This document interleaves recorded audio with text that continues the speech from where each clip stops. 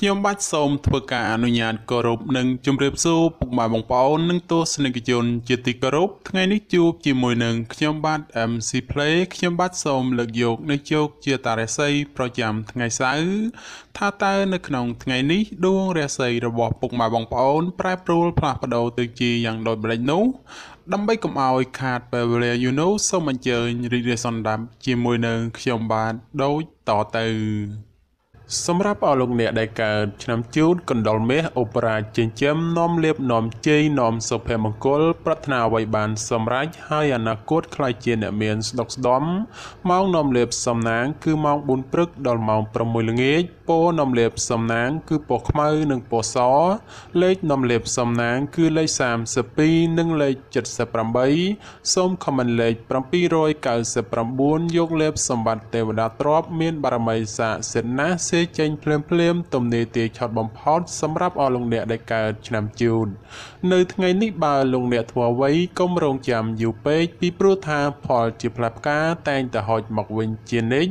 សម្រាប់អ្នកប្រកបមុខរបររកស៊ីជួញដូររាសីងើបឡើងខ្ពស់ដូចនេះទោះជួញទីជិតឆ្ងាយលោកអ្នកអាចសម្រេចផលល្អចូលមកបានក្រាន់បំពេញបំពង់ផងដែរសម្រាប់ការធ្វើដំណើរទីជិតឆ្ងាយមានភាពសុខដុមទាំងពេលទៅនិងពេលត្រឡប់មកវិញរីឯបញ្ហាសម្ព័ន្ធស្នេហាកំឡោះក្រមុំមានការស្មុគស្មាញក្តីបើលោកអ្នកធ្វើការដោះស្រាយតែងតែជួបសេចក្តីសម្រេចជានិច្ចសម្រាប់អស់លោកអ្នកដែលកើតឆ្នាំឆ្លូវកូននាំលៀបនាំជីនាំសុភមង្គលប្រាថ្នាអ្វីបានសម្រេចហើយអនាគតខ្លាយជាអ្នកមានទ្រព្យស្ដុកស្ដំម៉ោងនាំលៀបសំណាងគឺម៉ោង6ព្រឹកដល់ម៉ោង8យប់ពណ៌នាំលៀបសំណាងគឺពណ៌សនិងពណ៌ក្រហមលេខនាំលៀបសំណាងគឺលេខ21និងលេខ54សូមខមមិនលេខ555យកលៀបសម្បត្តិទេវតាទ្រព្យមានបារមីស័ក្តិសិទ្ធិណាស់ចេញភ្លាមទំនេរទាឆត់បំផុតនិងមានសំណាងល្អប្រទានសម្បត្តិមហាសិទ្ធិមានលៀបមានជ័យមានលុយចូលហោហៀចំពោះឆ្នាំឆ្លូវនៅថ្ងៃនេះយីអូនរបស់អស់លោកអ្នកមិនគប់ប្រសាទេចូលមានការប្រយ័ត្នប្រយែងអារម្មណ៍មួម៉ៅក្តៅក្រហាយមិនដឹងមុខក្រោយនាំឲ្យកើតរឿងតូចคล้ายជារឿងធំណាមួយគេចោមរំស្អប់បង្កជាឥទ្ធិពលអាក្រក់រោគនឹកស្មានមិនដល់ក្រៅពីនេះបើមានការប្រកបកិច្ចការងារលោកអ្នកអាចជួបរឿងរ៉ាវចំនួនកាត់ឡើងដូច្នោះក៏បីមានការប្រុងប្រយ័ត្នប្រយែងបើមិនដូច្នោះទេចូលធ្វើគោធ្វើថ្លង់ខ្លះទៅប្រសើរ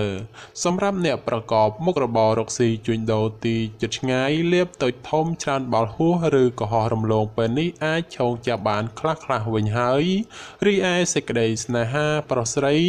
មានការច្រណែននិងមើលផ្លូវអាក្រក់ចំពោះគ្នាច្រើន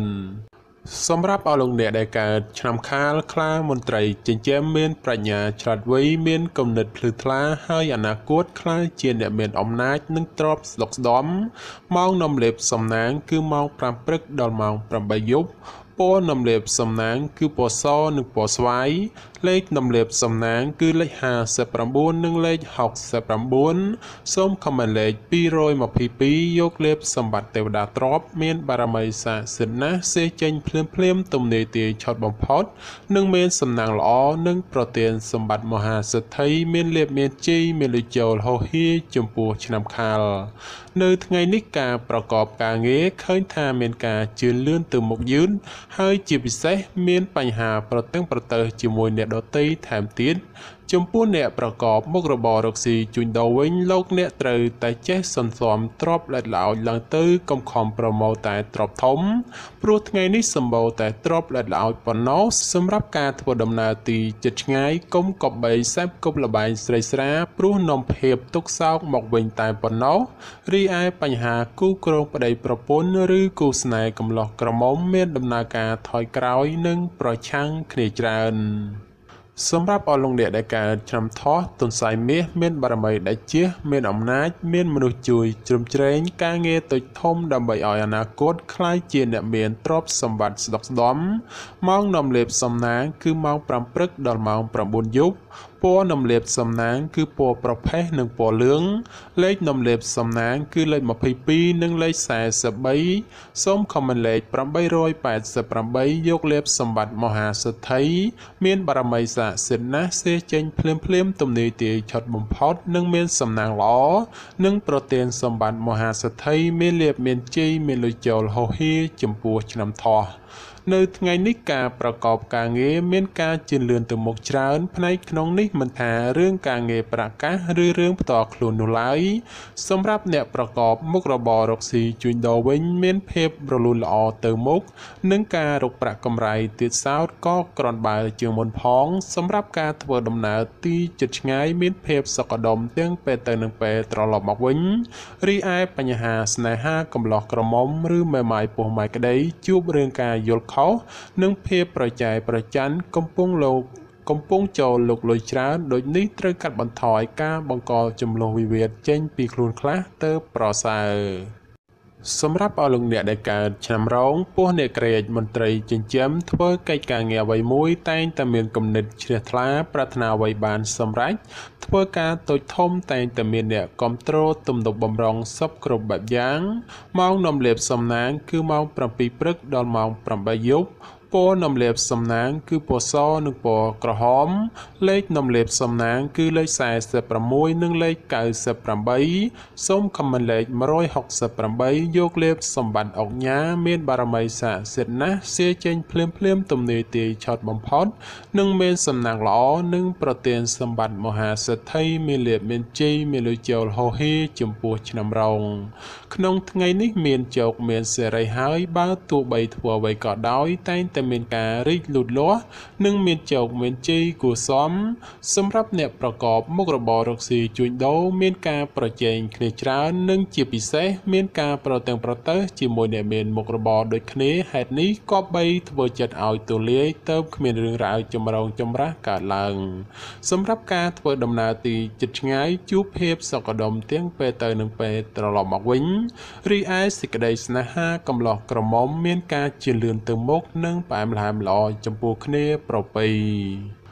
សម្រាប់អស់លោកអ្នកដែលកើតឆ្នាំអាសាញ់ពោះទេវតាចិញ្ចឹមមានលាភមានជ័យមានមនុស្សជាច្រើននាំគ្នាស្រឡាញ់រាប់អានសាទរម៉ោងនាំលេបសំណាងគឺម៉ោង6ព្រឹកដល់ម៉ោង8យប់ពណ៌នំលាបសំណាងគឺពណ៌លឿងនិងពណ៌ខ្មៅលេខនំលាបសំណាងគឺលេខ56និងលេខ89សូមខមមិនលេខ777យកលាបសម្បត្តិអភិជននៅលុយរយលានមានបារមីស័ក្តិសិទ្ធិណាស់សេចេញភ្លាមទំនាយទាយឆត់បំផុតនិងមានសំណាងល្អនិងប្រទានសម្បត្តិមហាសិទ្ធិមានលាភមានជ័យមានលុយចូលហោហៀចំពោះឆ្នាំអាសាញ់នៅថ្ងៃនេះទាំងស្ត្រីនិងបុរសបើចង់ធ្វើអ្វីក៏ដោយតែងតែជួបលើកំណត់ផ្លូវតានតឹងដោយមានសភាពពិបាករុករលទៅមុខព្រោះជួបតែភាពប្រទាំងប្រទើសហើយមនុស្សនៅជុំវិញខ្លួនចាំតែឈ្នានីសនឹងមើលបំណាំបង្ករឿងហេតុសម្រាប់ការរស់នៅរបស់អស់លោកអ្នកជួបបញ្ហាច្រើនលើបញ្ហាប្រកាសដូច្នោះចូលប្រយ័ត្នប្រយែងការកើតមានចំនួនវិវាទណាមួយព្រោះតែបញ្ហានេះសម្រាប់អ្នកប្រកបមុខរបររកស៊ីជួញដូរផលកម្រៃក្នុងការរកផលចំណូលគឺពិបាករកណាស់ហើយការជួញដូរទីជិតឆ្ងាយទៀតសោតមានតែភាពរកម្មរកុសមិនស្ទើរដែរទេ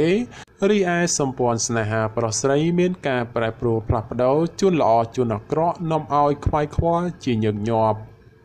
សម្រាប់អស់លោកអ្នកដែលកើតឆ្នាំមមីសេះមេតបចិញ្ចឹមនាំលាភនាំជ័យនាំសុភមង្គលប្រាថ្នាអ្វីបានសម្រេចហើយអនាគតខ្លាយជាអ្នកមានទ្រព្យស្ដុកស្ដម្ភម៉ោងនាំលាភសំណាងគឺម៉ោង5ព្រឹកដល់ម៉ោង7យប់ពណ៌នំលាបសំណាងគឺពណ៌សនិងពណ៌ក្រហមលេខនំលាបសំណាងគឺលេខ38និងលេខ56សូមខមមិនលេខ666យកលាបសម្បត្តិទេវតាទ្រព្យមានបារមីស័ក្តិសិទ្ធិណាស់សេចេញភ្លាមទំនាយទាយឆត់បំផុតនិងមានសំណាងល្អនិងប្រទានសម្បត្តិមហាសិទ្ធិមានលាភមានជ័យមានលុយចូលហោហៀចំពោះឆ្នាំមមី នៅថ្ងៃនេះផ្ដល់ផលល្អសម្រាប់ការសម្រេចចិត្តការងារឬបណ្ដាក់តនរកស៊ីក្នុងរឿងអ្វីមួយពីព្រោះថាផលជាផ្លែផ្កាតែងតែឆ្លើយតបមកវិញគួរជាទីកប់ចិត្តបើជាអ្នកប្រកបមុខរបររកស៊ីជួញដូរមានការលក់ចេញទិញចូលក្រនរស់រវើកគួសមហើយបើចង់ចរចារឿងទំនិញអ្វីមួយផងតែងតែអាចសម្រេចជានិច្ចរីឯសម្ព័ន្ធស្នេហាកំឡោះក្រមុំមានការរីកចម្រើនលូតលាស់ទៅមុខនិងបើចង់ផ្សំផ្គុំគ្រួសារផងជាឱកាសល្អប្រពៃបំផុតសម្រាប់អស់លោកអ្នកដែលកើតឆ្នាំមមែពពែមេមានបារមីដែលជះឈ្នះអមេសត្រូវប្រាថ្នាអ្វីបានសម្រេចហើយអនាគតខ្លាយជាសេដ្ឋីគេហបតីឬក៏អ្នកមានជាន់ខ្ពស់ម៉ោងនំលេបសំណាងគឺម៉ោង6ព្រឹកដល់ម៉ោង7យប់ពណ៌នំលេបសំណាងគឺពណ៌ស្វាយនិងពណ៌លឿងលេខនំលេបសំណាងគឺលេខ69និង89សូមខមមិនលេខ789យកលេបសម្បត្តិអ្នកមានជាន់ខ្ពស់មានបារមីស័ក្តិសិទ្ធិណាស់សេចេញភ្លាមទំនេរទាយឆត់បំផុតនិងមានសំណាងល្អនិងប្រទានសម្បត្តិមហាសេដ្ឋីមានលុយរយលានសម្រាប់អស់លោកអ្នកដែលកើតឆ្នាំមមែនៅថ្ងៃនេះលោកអ្នកទទួលបាននៅភាពកក់ក្ដៅខ្លះត្រជាក់ខ្លះហើយការបំពេញការងារអ្វីមិនសូវជារលូនល្អប៉ុន្មានទេព្រោះមានបញ្ហារកម្មចិត្តខ្លះយឺយីសម្រាប់អ្នកប្រកបមុខរបររកស៊ីជួញដូរក្នុងថ្ងៃនេះវិញបើលោកអ្នកចង់បោះទុនតូចធំឬក៏ចង់រកស៊ីចូលហ៊ុនជាមួយអ្នកដទៃត្រូវតែចេះត្រួតពិនិត្យឲ្យបានគ្រប់ជ្រុងជ្រោយបើពុំនោះទេនឹងអាចជួបផលអាក្រក់ណាមួយនៅថ្ងៃខាងមុខជាមិនខានរីឯសម្ព័ន្ធស្នេហាកំឡោះក្រមុំមានភាពផុយស្រួយចំនួនវិវាទណាស់ក៏បីមានការប្រុងប្រយ័ត្នប្រយែងបន្តិចទៅប្រសើរសម្រាប់អស់លោកអ្នកដែលកើតឆ្នាំវោកស្វាមន្ត្រីចិញ្ចឹមនាំលេបនាំជ័យនាំសុភមង្គលប្រាថ្នាអ្វីបានសម្រេចហើយអនាគតខ្លាយជាអ្នកមានស្នុកស្ដំម៉ោងនាំលេបសំណាងគឺម៉ោង6ព្រឹកដល់ម៉ោង8យប់ពណ៌នំលេបសំណាងគឺពណ៌ក្រហមនិងពណ៌សលេខនំលេបសំណាងគឺលេខ42និងលេខ68សូមខមមិនលេខ777យកលេបសម្បត្តិមហាសំពៅលួងមានបារមីស័ក្តិសិទ្ធិណាស់សេចេញភ្លាមទំនេរទាយឆត់បំផុតនិងមានសំណាងល្អនិងប្រទានសម្បត្តិមហាសេដ្ឋីមានលៀបមានជ័យមានលុយចូលហោហៀសម្រាប់ឆ្នាំវោកនៅថ្ងៃនេះបើទោះបីធ្វើអ្វីក៏ដោយចូលប្រយ័ត្នប្រយែងទទួលរងការខូចខាតអ្វីមួយរកនឹកស្មានមិនដល់ក្រៅពីនេះបើមានទំនាក់ទំនងការងារឬក៏ធ្វើអ្វីមួយងាយនឹងភ្លៀងផ្្លាត់ណាស់ក៏បីមានការប្រុងប្រយ័ត្នប្រយែងទើបអាចជាផុតពីផលលំបាកទាំងពួងទៅរួចសម្រាប់ការធ្វើដំណើរទីជិតឆ្ងាយចូលប្រយ័ត្នប្រយែងក្រុមមនុស្សបៀតបៀនយាយីដោយប្រការណាមួយរីឯសេចក្តីស្នេហាប្រស្រីមានដំណើរការថយក្រោយចូលប្រយ័ត្នប្រយែងជំលោះវិវាទឈានដល់ការបែកបាក់សម្រាប់អស់លោកអ្នកដែលកើតឆ្នាំរកាមន់មាសមន់ប្រាក់នាំលៀបអបរាជចិញ្ចឹមមានសំណាងល្អឈ្នះអមេសត្រូវប្រាថ្នាអ្វីបានសម្រេចហើយអនាគតខ្លាយជាសេដ្ឋីគេហបតីឬអភិជនជាន់ខ្ពស់ម៉ោងនាំលៀបសំណាងគឺម៉ោង5ព្រឹកដល់ម៉ោង7យប់ពណ៌នាំលៀបសំណាងគឺពណ៌ក្រហមនិងពណ៌លឿងលេខនាំលៀបសំណាងគឺលេខ44និងលេខ56សូមខមមិនលេខ168យកលៀបសម្បត្តិអ្នកមានជាន់ខ្ពស់មានបារមីស័ក្តិសិទ្ធិណាស់សេចេញភ្លាមទំនេរទាយឆត់បំផុតនិងមានសំណាងល្អនិងប្រទានសម្បត្តិមហាសេដ្ឋីមានលៀបមានជ័យមានលុយចូលហោហៀចំពោះឆ្នាំរកានៅថ្ងៃនេះយីអូនបានងើបឡើងខ្ពស់ដូចនេះជាឱកាសល្អច្រើនសម្រាប់អស់លោកអ្នកពង្រីកការងារអ្វីមួយពីព្រោះថាតែងតែហុចផលល្អចូលមកច្រើនជាងអាក្រក់ចំពោះអ្នកប្រកបការងាររាជការឬក៏ធ្វើការក្រុមហ៊ុនឯកជនបើទោះបីការងារមមាញឹកក៏ដោយតែក៏មានសំណាងល្អមកវិញគឺធ្វើច្រើនតែងតែហុចផលច្រើនជានិច្ចក្នុងពេលនេះដែរលៀបមានច្រើនគួរសមដូចនេះជាឱកាសល្អក្នុងការពង្រីកមុខចំនួនព្រោះផលជាផ្លែផ្កាតែងតែឆ្លើយតបមកវិញគួរជាទីពេញចិត្តតែយ៉ាងណាលោកអ្នកឲ្យប្រយ័ត្នប្រយែងគ្រោះថ្នាក់ចាញ់បោកគេក៏មានខ្ពស់ផងដែររីឯបញ្ហាសម្ព័ន្ធស្នេហាកំឡោះក្រមុំលោកអ្នកមិនគួរក៏បីលងលក់តែក្នុងរឿងស្នេហាខុសប្រក្រតីដែលនាំឲ្យអនាគតមិនប្រសើរ សម្រាប់អស់លោកអ្នកដែលកើតឆ្នាំចោសំណក់នំលៀបអូប៉ារ៉ាចិញ្ចឹមមានសំណាងឈ្នះអមេសត្រូវប្រាថ្នាអ្វីបានសម្រេចហើយអនាគតខ្លាយជាសិទ្ធិគេហបតីឬក៏អ្នកមានជាន់ខ្ពស់ម៉ោងនំលៀបសំណាងគឺម៉ោង6ព្រឹកដល់ម៉ោង9យប់ពណ៌នំលៀបសំណាងគឺពណ៌ខ្មៅនិងពណ៌ប្រផេះលេខនំលៀបសំណាងគឺលេខ14និងលេខ38សូមខមមិនលេខ168យកលៀបសម្បត្តិអ្នកមានជាន់ខ្ពស់មានបារមីស័ក្តិសិទ្ធិណាស់សេចេញភ្លាមទំនេរទាយឆុតបំផុតនិងមានសំណាងល្អនិងប្រទានសម្បត្តិមហាសិទ្ធិមានលៀបមានជ័យមានលុយចូលហោហៀចំពោះឆ្នាំចោនៅថ្ងៃនេះលោកអ្នកប្រកបកិច្ចការងារអ្វីក៏អាចសម្រុកពេញទីបានហើយនិងបើទោះបីធ្វើអ្វីតែងតែហុចផលមកវិញទ្រាំជាទីកប់ប្រសើរសម្រាប់ពេលវេលាល្អក្នុងការធ្វើអ្វីមួយគឺម៉ោង1:00នាទីទៅដល់ម៉ោង2:59នាទីរសៀលហើយបើប្រកបកិច្ចការងារអ្វីតែងតែហុចផលមកវិញជានិច្ចចំពោះអ្នកប្រកបមុខរបររកស៊ីជួញដូរលោកអ្នកបើចង់បើកហាងថ្មីឬក៏ផ្លាស់ប្ដូរទីកន្លែងលក់ដូរជាឱកាសល្អប្រពៃណាព្រោះថាផលជាផ្លែផ្កាឆ្លើយតបក្រន់កបប្រសើរសម្រាប់ការធ្វើដំណើរទីជិតឆ្ងាយមានភាពសុខដុមទាំងពេលទៅនិងពេលត្រឡប់មកវិញរីឯសេចក្តីស្នេហាកំឡោះក្រមុំឬមេម៉ាយពោះម៉ាយក្តីបើមានរៀបអាពាហ៍ពិពាហ៍ឬចូលស្តីដណ្ដឹងតែងតែសម្រេចដោយគប់បំណងសម្រាប់អស់លោកអ្នកដែលកើតឆ្នាំកុរជ្រូកនាំលៀបនាំជីនាំសុភមង្គលប្រាថ្នាអ្វីបានសម្រេចហើយអនាគតខ្លាយជាអ្នកមានទ្រព្យសម្បត្តិស្ដុកស្ដម្ភម៉ោងនាំលៀបសំណាងគឺម៉ោង5ព្រឹកដល់ម៉ោង8ល្ងាចពណ៌នំលៀបសំណាងគឺពណ៌សនិងពណ៌លឿងលេខនំលៀបសំណាងគឺលេខ69និងលេខ89សូមខមមិនលេខ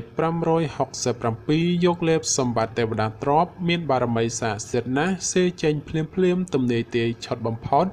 និងមានសំណាងល្អនិងប្រទានសម្បត្តិមហាសិទ្ធិមានលៀបមានជ័យមានលុយចូលហោហៀចំពោះឆ្នាំកុរនៅក្នុងថ្ងៃនេះបើលោកអ្នកធ្វើអ្វីត្រូវធ្វើដោយសន្សឹមកុំបំបោលនោះផលល្អៗនឹងហុចឲ្យវិញដូចជាទីកប់បំណងសម្រាប់ការប្រកបការងារក៏ដូចឆ្នោះដែរលោកអ្នកត្រូវតែធ្វើថ្នាក់ធនកណ្ដាលឬមិនសំខាន់ពេកព្រោះថាបើធ្វើធំពេកឬសំខាន់ខ្លាំងពេកផលជាផ្លែផ្កាដែលហុចមកវិញមិនសូវដូចគប់បំណងប៉ុន្មាននោះឡើយចំពោះអ្នកប្រកបមុខរបររកស៊ីជួញដូរលោកអ្នកឲ្យប្រយ័ត្នប្រយែងជន់ខិលខូចតាមលួចបន្លំឬបង្ករឿងហេតុដោយប្រការណាមួយរីឯសេចក្តីស្នេហាប្រុសស្រីមានការខ្វាយខ្វល់ព្រោះតែការប្រឆាំងគ្នាមានច្រើនជាងសពមួយដងបាទចំពោះជោគជាតារាសីប្រចាំឆ្នាំទាំង12ខ្ញុំបាទក៏សូមបញ្ចប់ត្រឹមតែប៉ុណ្ណេះជាចុងក្រោយប្រសិនបើមានពាក្យលើសលួសខ្វះខាតត្រង់ប្រការណាមួយសូមពុកម៉ែបងប្អូនជួយអធិស្ឋានដល់រូបខ្ញុំបាទផងហើយខ្ញុំបាទក៏សូមអរគុណនិងសូមជម្រាបលា